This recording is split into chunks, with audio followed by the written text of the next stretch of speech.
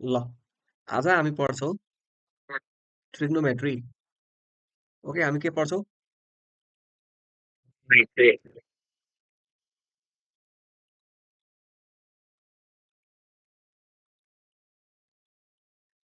सबभन्दा पहिला ट्रिग्नोमेट्री भनेको चाहिँ के हो? ट्रिग्नोमेट्री भनेको चाहिँ सिम्पली के हो? एउटा यस्तो ब्रान्च हो साइन्सको, होइन, जसले चाहिँ के गर्छ? रिलेसन। अब सबभन्दा पहिला अलिकति ट्रायङ्गलको बारेमा अलिकति हेरौँ त। अनि त्यो ल कुनै पनि ट्रायङ्गल जुन छ त्यसमा छवटा इम्पोर्टेन्ट कुरा हुन्छ। ओके, कुनै पनि ट्रायङ्गलमा एक second.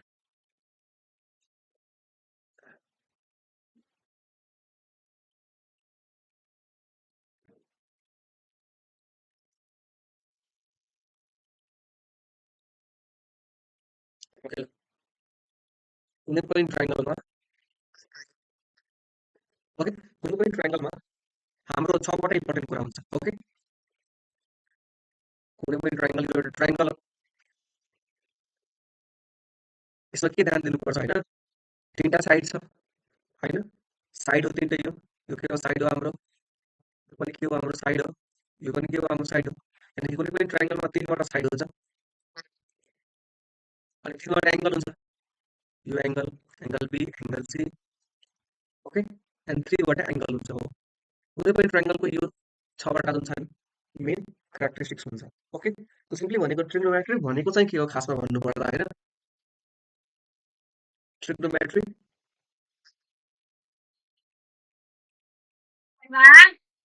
Is the branch of science that deals with the relation between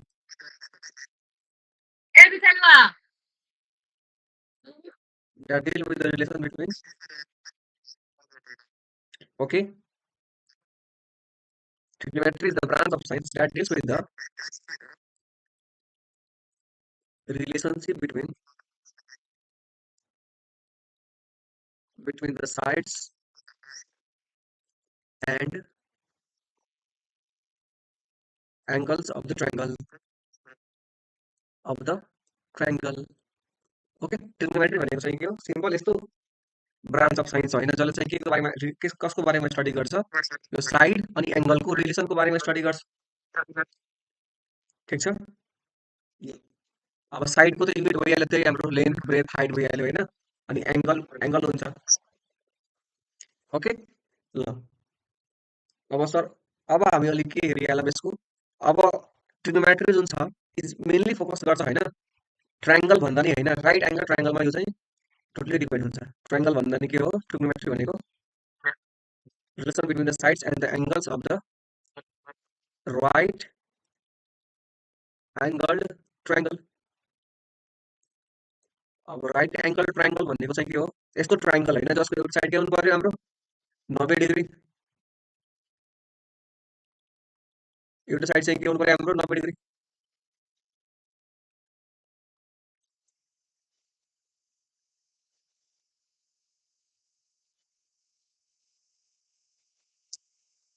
यो चाहिँ के भयो? एउटा हाम्रो राइट एङ्गल ट्रायङ्गल भइहाल्यो।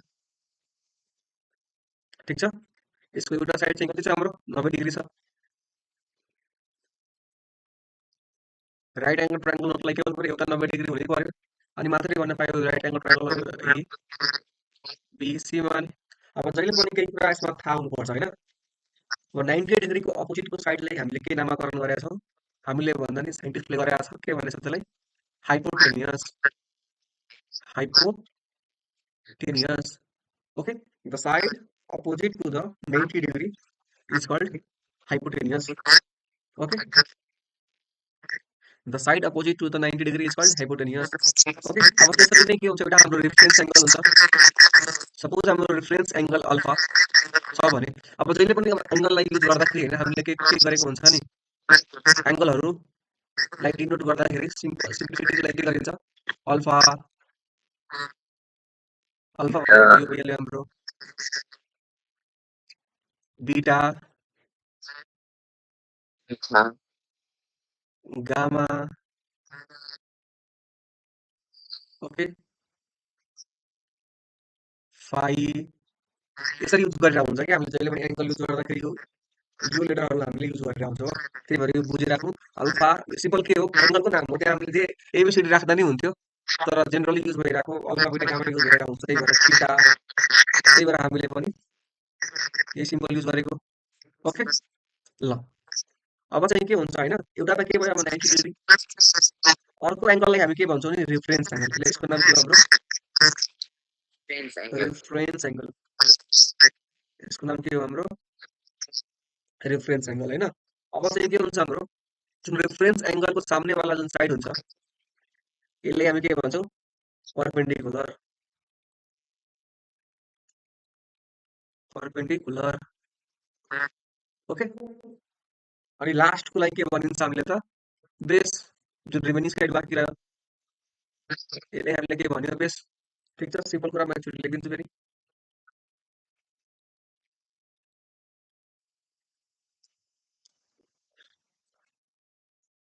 note the side opposite to the 90 degree or right angle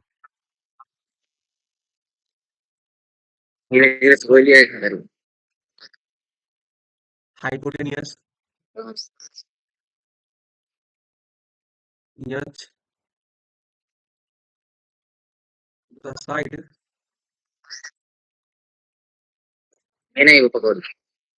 opposite to the reference angle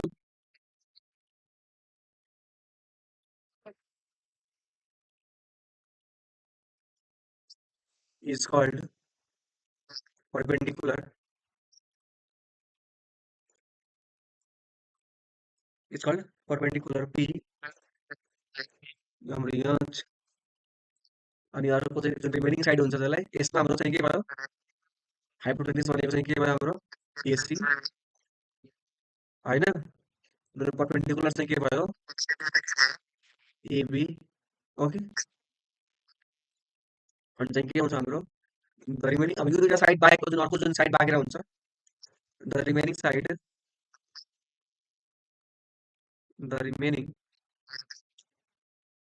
side is called base जुन बाँकी side हुन्छ त्यसलाई हामी के भन्छौँ बेस ओके यसलाई B ले डिनोट गर्छौँ के भनेको चाहिँ के हो हाम्रो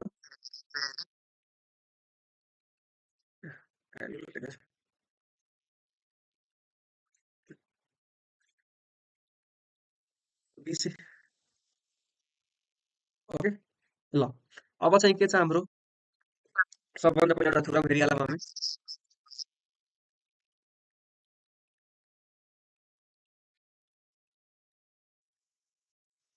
पाइथागोरस थ्योरम यो एकदम फेमस थ्योरम हो यो पढेको पनि होला पाइथागोरस थ्योरमले चाहिँ के भन्छ हैन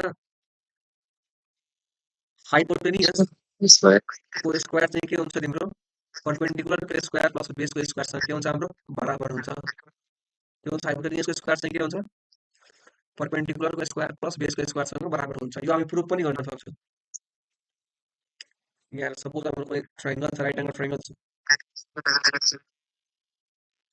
ओके ल मैले नाम दिए ए बी सी दिए ठीक छ अब राइट एंगल ट्रायंगल हो भने यसको त obviously केही लेन्थ हुन्छ केही ब्रेथ हुन्छ राइट एंगल ट्रायंगल छ भने यसको यसको यो साइड मैले नाप राइट एंगल ट्रायंगल बनाए अनि स्केलले नापेर स्केल नाप्दाखेरि सपोज यो आयो हाम्रो कति 5 अनि यो आयो 4 यो आयो 3 ठीक छ नि यस्तो मैले एउटा राइट एंगल ट्रायंगल बनाए यसको साइड कति छ 5 4 अनि 3 तिमीहरुले पनि यसरी बनाएर चाहिँ ट्राई गर्न सक्छौ राइट एंगल ट्रायंगल ठ्याक्कै बनाउने 5 AC 5 को AB भनेको 4 को अनि BC भनेको 3 को अनि यसमा हेरौँ त हामी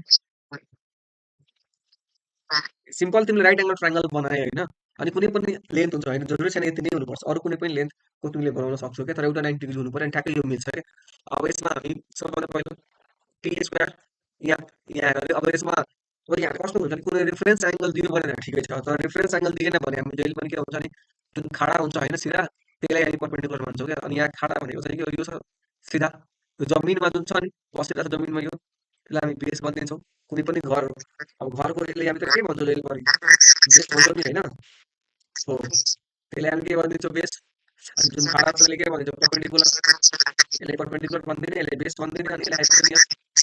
जहिले पनि 90 डिग्रीको अपोजिटमा हुन्छ। तर रेफरेन्स एङ्गल के हो? रेफरेन्स एङ्गलको सामने जुन हुन्छ त्यसलाई के गर्नुपर्छ हामीले? इभेन्ट मान्नुपर्छ। ओके, भिडियो सेन्टर पनि जहिले पनि जुन खाडा छ त्यसले बी, जुन यो बसेको छ त्यसले बी, अनि जुन यो 90 डिग्रीको अपोजिटमा त्यो एस भइहाल्यो अब। सबभन्दा पहिला अब हामी यसको आरएचएस निकालौँ। आरएचएस भनेको P square plus B square, P कति दिएछ 4 स्क्वायर, 3 स्क्वायर कति आयो 25। ल अब एलएचएस निकालेर हेरौँ। एच स्क्वायर दिएछ, एच भनेको कति हो 5 स्क्वायर दैट इज 25। ल हेर के आयो हाम्रो LHS is equal to RHS. Prove भइहाल्यो हाम्रो। यहाँसम्म त क्लियर छ सबै? क्लियर छ? ल अब हामी के हेरौँ? ट्रिग्नोमेट्रिक रेसियोज के हेर्ने अब हामी? Trigonometric ratios. ट्रिग्नोमेट्रीको सबभन्दा इम्पोर्टेन्ट भनेको यही ट्रिग्नोमेट्रिक रेसियोज। ओके, ल अब एक्चुअलीमा ट्रिग्नोमेट्रिक रेसियो, अब रेसियो भनेको चाहिँ के हो? कुनै पनि दुईवटा कुरालाई डिभाइड गर्ने। इक्जाम्पल लिउँ न। सपोज तिमीले कुनै इक्जाममा स्कोर गर्यो, म्याथमा तिमीले कति स्कोर गर्यो त 75 आउट अफ तिमीले कति स्कोर गर्यो सपोज 65 होइन। अप्सनल म्याथमा कति स्कोर गर्यो त 70। अब यो दुवैको रेसियो, रेसियो भनेको मतलब सिम्पल के गर्ने हो, जहिले पनि डिभाइड गरिदिने हो। अब रेसियो अफ के सोच्यो, ratio of math and home math सोध्यो भने के गरिन्छ हामीले? 65 डिभाइड बाइ 70। अब के गर्ने, यसलाई काट्ने जहाँसम्म गर्छ 5 को टेबलले 13 भयो, यो 14 भयो। अब पर्दैन गर्दैन यहाँ केसन कति भइहाल्यो 13:14 या त 13 डिभाइड बाइ 14 यसरी हामी रेसियो लेख्छौँ। हो त यो पनि ट्रिग्नोमेट्रिक रेसियो भनेको पनि के हो? ट्रायङ्गलको जुन छ नि होइन, यहाँ नामबाट ट्री भनेर ट्रायङ्गल आइहाल्छ। मेट्री भनेको मतलब यहाँ ट्री भनेको चाहिँ के हो? ट्रायङ्गल भन्ने कुरा आउँछ, अनि मेट्री भनेको मतलब मेजरमेन्ट हुन्छ।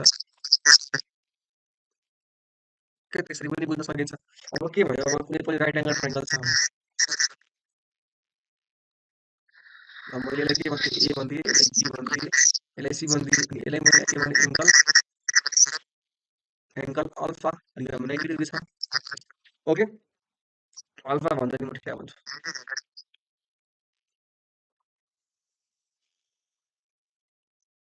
एङ्गल थीटा मैले भने। ल अब यो त के हो हाम्रो 90 डिग्रीको सामने हाइपोटेनियस, रिफरेन्सको सामने परपेन्डिकुलर, रिमेनिङ बेस हो। अब यो त्यसको डिफरेन्स साइडको जुन छ नि रेसियो लिएर आउँछ क्या उसले चाहिँ के उसले सबभन्दा पहिला के लिइहाल्यो? पी बाई एच लिइहाल्यो उसले। त्यसपछि के लिइहाल्यो उसले? बी बाई एचको रेसियो निकालिदियो। त्यसपछि उसले के निकालिदियो? Be by बीको निकालिदियो। त्यसपछि उसले के गरिदियो? एच बाई बी बस उल्टा, यसमा एच बाई बी, यसमा उसले के गरिदियो? Be by be. ओके, यसरी यसरी के गर्यो उसले? डिफ्रेन्ट रेसियोजहरू, डिफ्रेन्ट कम्बिनेसन अफ रेसियो निकाल्यो। अब यो भन्दा फरक केही भन्न सक्दैन कि भन्न सक्छ? के हुन पायो? एउटा पी बाई एच, अर्को बी बाई एच, अर्को बी बाई बी, अर्को के भइहाल्यो यसको उल्टा H by B, H by B, H by B, B by H. योभन्दा फरक यसबाट अरू रेसियोहरू बन्न सक्दैन। अनि के गर्यो उसले? यो सबै रेसियोजहरूको नाम पनि उसले गरिदियो, नामकरण गरिदियो। यसलाई के भन्छ उसले? साइन। यसलाई के नाम राखिदियो उसले? साइन। यसलाई साइन भन्यो भने उसको नेक्स्ट वालालाई यसले के नाम राखिदियो? कोसाइन। ओके, यसको नाम के राखिदियो उसले? टेन्जेन्ट। यसको नाम के राखिदियो उसले? कोसेक। यसलाई के भन्थ्यो उसले? यसको पुरा नाम चाहिँ के हो? कोसेक भन्दा पहिला पुरा नाम लेखिरहेको त्यसरी म नाम लेख्छु। कोसेकान्ट, यसको नाम के हो? सेकान्ट, यसको नाम के हो? कोटेन्जेन्ट। ओके, यसरी के आयो? 6वटा ट्रिग्नोमेट्रिक रेसियो हुन्छ हाम्रो। 6वटा के हुन्छ हाम्रो ट्रिग्नोमेट्रिक रेसियो हुन्छ? कुन कुन? साइन, कोसाइन, टेन्जेन्ट, कोसेकान्ट, सेकान्ट अनि कोटेन्जेन्ट। अब यसको सर्टकट नाम चाहिँ के भन्ने छ? यसले के भन्छौँ हामी? साइन भन्छौँ। यसले हामी के भन्छौँ? सर्टकटमा साइन भन्छ। यसले हामी के भन्छौँ? कस भनिदिन्छौँ, सिओएस। यसले हामी के भन्छौँ? ट्यान भन्छौँ, टिएआर। यसले हामी के भन्छौँ? कोसेक भनिदिन्छौँ। यसलाई हामी सेक भन्छौँ। यसलाई हामी कट भन्छौँ। ओके, दुवै नाम थाहा हुनु पर्यो। साइन कस tan cosec sec cut. Okay, अब चाहिँ के हुनुपर्छ तिमीहरूलाई यो सबैले यो सब रेसियोजहरू यादै हुनुपर्छ। जसरी भयो के हुनुपर्छ यो ट्रिग्नोमेट्री रेसियोजहरू याद हुनुपर्छ। अब यो एक त भइहाल्यो यसलाई रटिहाल्ने अनि अर्को यसलाई याद गर्ने अलिक ट्रिक छ क्या। ओके, त्यो म ट्रिक तिमीहरूलाई सिकाइदिन्छु एकदम सिम्पल तरिका छ। यहाँसम्म बुझ्यो अहिलेसम्म कि कन्फ्युजन छ? कन्फ्युजन छ कि? होइन। ल अब म के भन्ने ट्रिक भनिदिन्छु यसले कसरी याद राख्ने। यो याद राख्नै पर्छ, यो याद नगरिकन ट्रिग्नोमेट्रीको हिसाबले सल्भ हुँदैन। हामीले त्यस कसरी याद गरेको सिम्पल तरिका छ कि के याद राख simple trick to remember the formula. के हो ट्रिक के याद राख्ने? पण्डित बद्री प्रसाद र नाम याद राख। के नाम हो? पण्डित बद्री प्रसाद। के हो? पण्डित बद्री प्रसाद। ठिक छ। त्यसपछि के गरिदिने यहाँ हरि हरि बोट। यो याद राख्यो भने काम भइहाल्यो। पण्डित बद्री प्रसाद हरि बोट। पण्डित बद्री प्रसाद हरि बोट। पण्डित बद्री प्रसाद हरि बोट। यो कपीमा लेखिराख्नु के नाम हो? पण्डित बद्री प्रसाद हरि बोट। अब यो चाहिँ कसको फर्मुला भइहाल्छ हाम्रो? एकदम सिम्पल कुरा छ। यो भइहाल्छ हाम्रो साइनको formula. Sine is equal to यो चाहिँ के भइहाल्छ हाम्रो? कसको फर्मुला। यो भइहाल्छ हाम्रो ट्यानको फर्मुला। अब यो भन्नुको मतलब के हो? पी सुरुमा पी छ, पी बाई एच। यो के भइहाल्यो? B by H. यो के भइहाल्यो? P by B. गाह्रो साह्रो याद छ नि। पण्डित बद्री प्रसाद हरि बोट। पण्डित बद्री प्रसाद हरि बोट। ओके, सिम्पल छ नि। अब यो साइन कस ट्यान याद भइहाल्यो भने अर्को त याद गर्न झन् सिम्पल छ। पहिला के गर्ने? यो याद गरिहाल्ने। त्यसपछि के छ हाम्रो? अब चाहिँ के छ?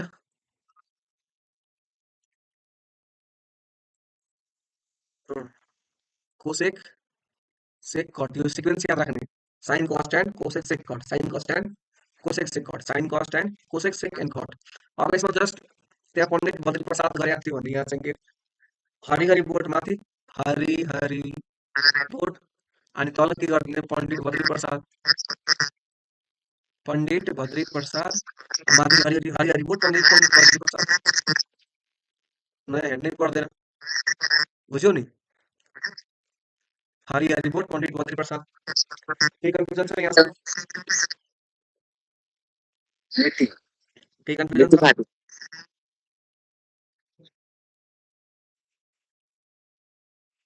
अब चाहिँ हामी के हेर्छौँ? अब एकचोटि निकालेर हेरौँ न साइनको के छ। यो जहिले पनि जुन छ नि होइन, यो साइन यतिकै लेखेर आउँदैन क्या। जहिले पनि साइन पी बाई एस यो त फर्मुला भइहाल्यो। यहाँ जहिले पनि हामीले के लेख्नुपर्छ नि? साइन कसको? त थीटा। साइन थीटा लेख्नु। के लेख्ने हामीले? Sine theta. यहाँ के त थीटा छ, रिफरेन्स एङ्गलको हिसाबले हुन्छ क्या। साइन थीटा भनिन्छ यसलाई, कोसेक थीटा, यसलाई ट्यान थीटा, यसलाई कोटान थीटा, सेकान्ड थीटा, यसलाई कटान थीटा। ओके, जहिले पनि कुन एङ्गल हो रिफरेन्स त्यो भन्नै पर्छ। ओके, अब किन भन्नुपर्छ यसको पनि म कारण भनिदिन्छु। यहाँ राइट ट्रायंगल हेरौँ हामी।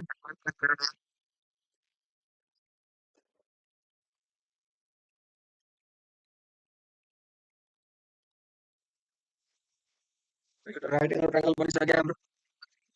ल 90 डिग्री भइहाल्यो यो हाम्रो। अब 90 डिग्री। अब सपोज यहाँ मैले रेफरेन्स एङ्गल के लिए? थीटा। अनि यहाँ अर्को रेफरेन्स एङ्गल छ, अर्को कलर लेख्छु। ल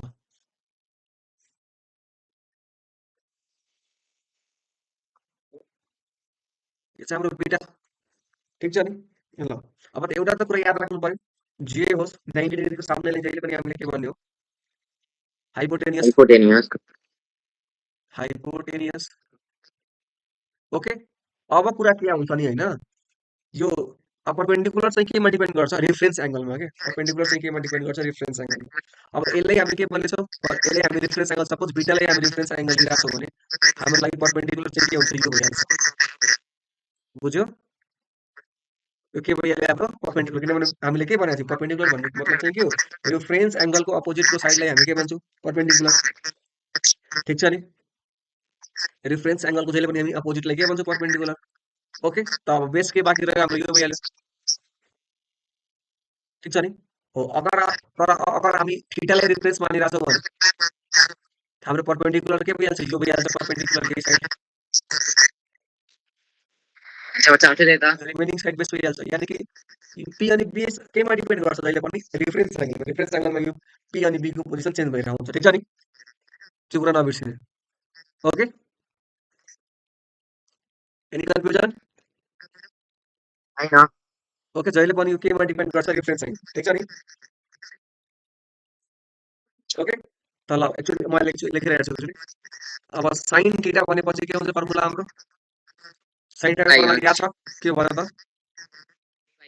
पण्डित बद्री प्रसाद हरिहरि बोट पण्डित रूपी आइहाल्यो। अब के आयो हरिहरि बोट, त यहाँ चाहिँ आइहाल्यो पी बाई एच। साइन थीटाको फर्मुला के हो पी बाई एच। ल अब थीटाको अनुसारले पी भनेको चाहिँ कुन हो, यो हो एबी वालाले के भन्ने हामीले पी। ठिक छ नि, अनि एच भनेको चाहिँ के हो एसी, हाइपोटेन्युस त जसको लागि पनि यही हो। ओके, ल अब हामी साइन अल्फा निकालौँ त एकचोटि। साइन अल्फाको पनि फर्मुला के हो पी बाई एच फर्मुला, नयाँ हो र होइन नि, फर्मुला के हो जहिले पनि पी बाई एच हो। अब अल्फा लेख्यो मैले, बीटा लेख्नु पर्यो, अल्फा भन्ने त एङ्गलै छैन यहाँ,